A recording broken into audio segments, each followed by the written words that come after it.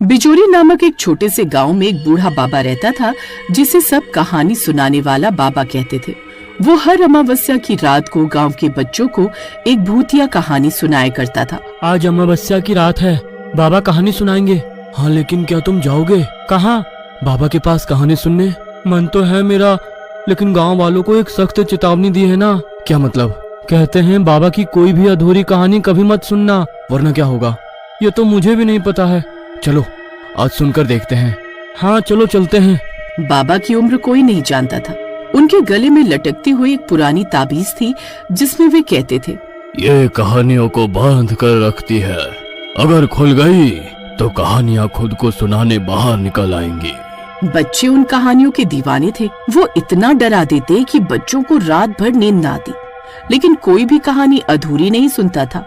एक बार बाबा ने खुद कहा था, अगर मेरी कहानी बीच में रोक दी गई तो जिस आत्मा की कहानी मैं सुनाता हूँ वो तुम्हारे पीछे लग जाएगी। जो मेरी कहानी सुनेगा उसके साथ कुछ नहीं होगा। बाबा ने एक कहानी सुनानी शुरू की। उसमें एक भूत होता है जो रोता रहता है, और अगर उससे कोई पूछ ले तो वो उसको मार देता है। ये कहानी अभी बाबा शुरू ही करते हैं कि विनय और दीपक को देरी होने लगती है, तो वो दोनों धीरे से वहाँ से उठकर चले जाते हैं। कहीं सच में हमारे पीछे तो कोई नहीं आएगा ना? अरे नहीं, वो बूढ़े हो गए हैं, उनके पास बात करने को कोई नहीं है, इसलिए वो ऐसी बातें बोलकर लोगों को देर तक बैठाना चाहते हैं। हाँ, वैसे भी हमने तो बस शुरू का ही सुना है, तो उसमें अधूरा क्या हुआ? अगर हम आधी सुन लेते तब ना हमारे साथ कुछ बुरा होता। तुम सही कह रहे हो। लेकिन तभी दीपक को किसी के पैरों की आवाज आई। उसने घूमकर देखा तो वहाँ कोई नहीं था। तुमने सुना क्या विनय? ऐसा लग रहा था जैसे कोई हमारा पीछा कर रहा है। नहीं, मुझे तो ऐसा नहीं लगा। तुम बाबा की बातों से डर गए हो, इसलिए तुम्हारे साथ ऐसा हो रहा है। दोनों आगे बढ़ते हैं तो उन्हें एक बूढ़ा आदमी रोता हुआ दिखता है। देखो, ये बाबा क्यों रो रहे हैं? कहीं इनको कोई चोट तो नहीं लगी हुई है? छोड़ो ना भाई, रात में किसी से क्यों पूछना है कुछ भी। चलो घर चलते हैं। अरे क्या आप भी? एक बार पूछना तो बनता ही है। बेचारे बूढ़े हैं, कोई दिक्कत होगी तभी रो रहे हैं ना। विनय उस बूढ़े के पास जाता है। दीपक भी उसके पीछे चला जाता है। फिर विनय उस बूढ़े से पूछता है, क्या हुआ बाबा आपको? आप रो क्यों रहे हैं इतनी रात में, वो भी अकेले बैठकर? बूढ़ा मुस्कुराता है और उन दोनों की तरफ देखता है। मैंने बोला था ना, मत जाओ, हमें जाने दो। तो तुमने मेरी कहानी पूरी क्यों नहीं सुनी? तो आप कहानी वाले भूत हो? बूढ़ा आदमी गुस्से में आकर दोनों को मारते मारते उनकी जान ले लेता है। उधर बाबा आसमान देखते हुए बोलते हैं, मैंने कहा था ना, कहानी पूरी सुनो और मत मानो मेरी बात। बाबा मुस्कुरा रहा होता है, जैसे उसको पता हो कि दीपक और विनय के साथ क्या हुआ है। एक दिन शहर से आया एक युवक विक्रम बिजोरी गांव में रहने आया। उसका इरादा था लोक कथाओं पर रिसर्च करना। उसने बाबा की कहानियों के बारे में सुना और ठान लिया कि वो सारी कहानियां रिकॉर्ड करेगा। गांव वालों ने उसे रोका। अरे, बाबा की कहानी सिर्फ सुनने के लिए होती है, रिकॉर्ड करने के लिए नहीं। अच्छा, और मुझे रोकेगा कौन ये सब करने से? तुम मजाक मत बनाओ, बुरा होगा, बहुत बुरा। ये सब अंधविश्वास है। हाँ तो जाओ, खुद ही देख लो। मैं तो जाऊंगा ही, तुम ही आए थे मुझे रोकने, गवार कहीं के। मदन को बुरा लगा, लेकिन फिर उसने कुछ नहीं कहा और विक्रम भी वहाँ से चला गया। अगली अमावस्या को वो बाबा के पास पहुँचा। बाबा ने उसे देखा और धीमे से मुस्कुराए।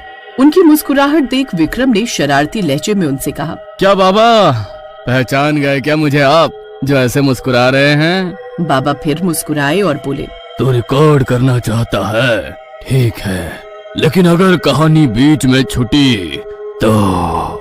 विक्रम ने उन्हें बात को पूरा ही नहीं करने दिया और बीच में ही बोला, नहीं बाबा, मैं यहाँ सारी कहानी रिकॉर्ड करने आया हूँ, मैं भला कहानी बीच में छोड़ के क्यों जाऊंगा? ठीक है, फिर तो आराम से बैठ जा, मैं कहानी शुरू करने जा। बाबा ने उस रात कहानी शुरू की। कहानी कुछ इस प्रकार थी। एक बार एक बूढ़ी चुड़ैल थी जो हर रात बच्चों को कहानियां सुनाती थी, लेकिन अगर कोई कहानी बीच में छोड़ देता था तो वो उसकी जुबान चुरा लेती थी। जुबान चुरा लेती थी मतलब? तुमसे कहा ना, कहानी के बीच में मत बोलना, चुपचाप सुनो जो कह रहा हूँ। अच्छा ठीक है बाबा, इसमें गुस्सा करने जैसी क्या बात है? सुन रहा हूँ, अब नहीं बोलूंगा कुछ। विक्रम अपना फोन लेकर बैठा था, लेकिन जैसे ही कहानी आगे बढ़ी विक्रम का फोन गर्म होने लगा। रिकॉर्डिंग रुक गई, अंधेरा छा गया और कहानी बीच में ही रुक गई। फिर बाबा की आवाज गूंजती रही, अब तेरी जुबान उसकी हुई। विक्रम की चीख गले में घुट गई। वो कुछ बोल ही नहीं पाया। उसकी आंखें फटी रह गईं, लेकिन आवाज जैसे किसी ने छीन ली हो। वो तड़पता रहा, लेकिन उसके आसपास कोई नहीं होता। वो सिसकता रह जाता है और फिर गांव वालों ने उसे अगली सुबह बाबा के घर के बाहर बेहोश पाया। अरे क्या हुआ विक्रम तुम्हें? कुछ बोलते क्यों नहीं? कहाँ है तुम्हारी सारी रिकॉर्डिंग्स जो तुमने बनाई थी उन कहानी की? तुम्हें तो सब मजाक लग रहा था ना, क्योंकि हम तो गवार हैं और तुम कहाँ पढ़े लिखे। विक्रम कुछ नहीं बोला, बस रोता रहा। अरे क्या मदन, वो वैसे ही बहुत परेशान है और तुम ऊपर से उसको और परेशान कर रहे हो। उस रात के बाद विक्रम कभी नहीं बोल पाया। उसकी आंखें हमेशा डर में रहती। क्या बात है विक्रम, आजकल बोलते नहीं हो? पहले तो बहुत बोला करते थे, अब क्या हो गया है तुम्हें? मदन आते जाते विक्रम का मजाक उड़ाता, जिससे गांव वालों को अच्छा नहीं लगता। लेकिन विक्रम कुछ नहीं बोलता, बस रोने लग जाता। कुछ लोगों ने कहा कि बाबा असल में इंसान नहीं, एक कहानी में कैद आत्मा है, जिसे हर अमावस्या को एक कहानी सुनानी होती है ताकि वो खुद इस दुनिया में रह सके।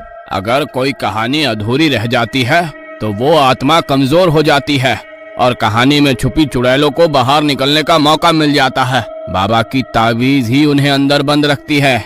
ऐसा ही हुआ दीपक, विनय और विक्रम के साथ।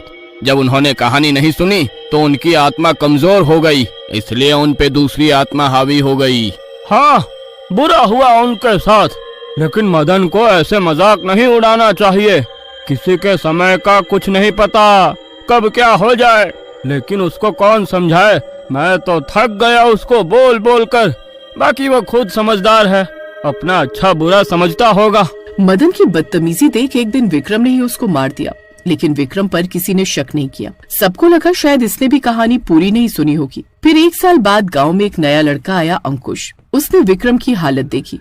ये तो पढ़ा लिखा मालूम पड़ता है, लेकिन कुछ बोल क्यों नहीं रहा? गूंगा है क्या? लोगों ने विक्रम के साथ हुए हादसे के बारे में अंकुश को बताया तो अंकुश ने विक्रम की सच्चाई जानने की ठानी और वो भी बाबा की कहानी सुनने गया। लेकिन इस बार अंकुश तो पूरी तरह तैयार था।